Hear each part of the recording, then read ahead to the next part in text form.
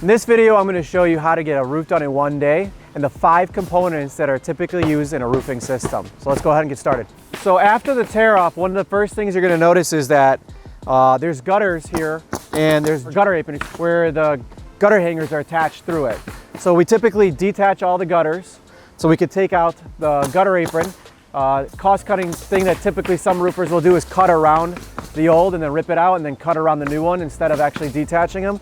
So take a little bit of effort, we detach all of them and then we put up new gutter hangers to hang it back up correctly. So that flashing's here, the white stuff you see at the bottom, it goes from the roof onto the gutter and then flanges away to let the water drip into the gutter and not allow it to go back into the house. Next, we install ice and water shield.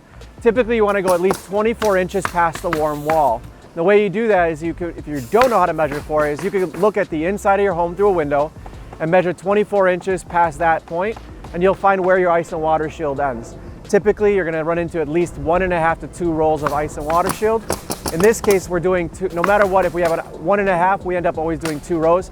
It's better safe than sorry. This prevents any water from seeping up behind the shingles, because your roof is a water shedding roof. It is not waterproof. If any water or any ice dams do lift up the shingles, they're going to try to find an entry point through the shingles, and then this is what it's protecting it from, is those ice dams or crazy winds or anything else. So that's the next step. So this component is probably one of the most important components that you have to use on your roof. It's called a starter shingle. If you look over here, it goes underneath the shingles, so the next one will get nailed right there by the gutter line. It's just prepped for the future install. And so the reason why it's so important is a lot of roofers out there still use 3-tab shingles. They flip them over, they cut them, and it's a cost-cutting method of installation. What it does is it prevents pretty much the shingle from blowing off the roof, since that's the highest susceptibility to wind damage. So the reason why it's so important not to use 3-tabs is because each manufacturer designs their own system. If you use all the components from that system, it'll do the best job possible to prevent that blow off. So this is something that you install at all the eaves, and we also install them at all the rake ends. So that's anywhere where you see a gable end. One of the components I forgot to mention when I'm installing the ice and water shield is to install it in all the valleys. So anytime you have 2 roofs adjoining next to each other, you want to install the ice and water shield in those valleys as well to prevent any water from getting in there, since that is a high susceptibility to leaks. Guys, if you look behind me, got Drunk Roofer Special. There's the guy that did it for cheaper. Take a look at that wave. It's waving at you. Look at all the waves on that roof, front to back. Anyway, moving on.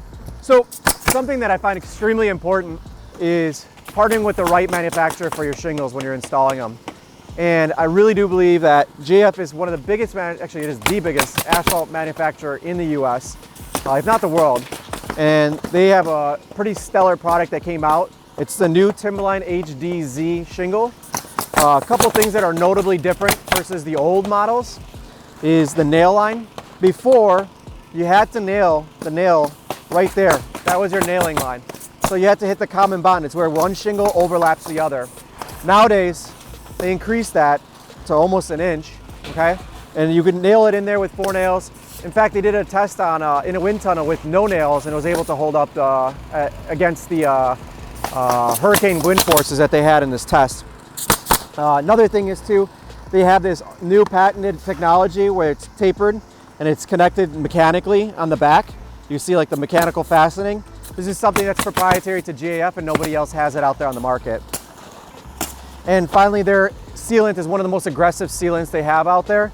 So what's important is a lot of people talk about shingles blowing off. What's really important is to have them stick so well that there is nothing that can prime open and prime apart. We've had times where we put these up on a roof, an hour later we're trying to remove a shingle real quick to put something underneath or cut around, and it's next to impossible to take these apart. So before you pick your shingle, make sure you do a little bit of research on what kind of technology is available out there. I highly recommend the Timberline HDZs with GAF. So one of the components that's really necessary on a roof is anywhere you don't have ice and water shield, you want to install a felt. GAF has its own synthetic felt. It's a much more superior product to what's 15-pound or the other off-brands that are out there. Why it's such a great product is, one, it's actually safer for the roofers to walk on. It's got a really good grip. If you get a little mist or a little wet outside, or maybe it's very humid, you don't have to worry about the guys getting on the roof and potentially falling, because it's got such a strong grip on the feet. One of the main reasons why you want to put this is it allows all the water to travel. If water does get behind the shingles, which is possible, it'll allow the water to travel up past the ice and water shield and then back off the roof. So you're not going to have the roof leak, similar to like a house wrap that you would put on your siding.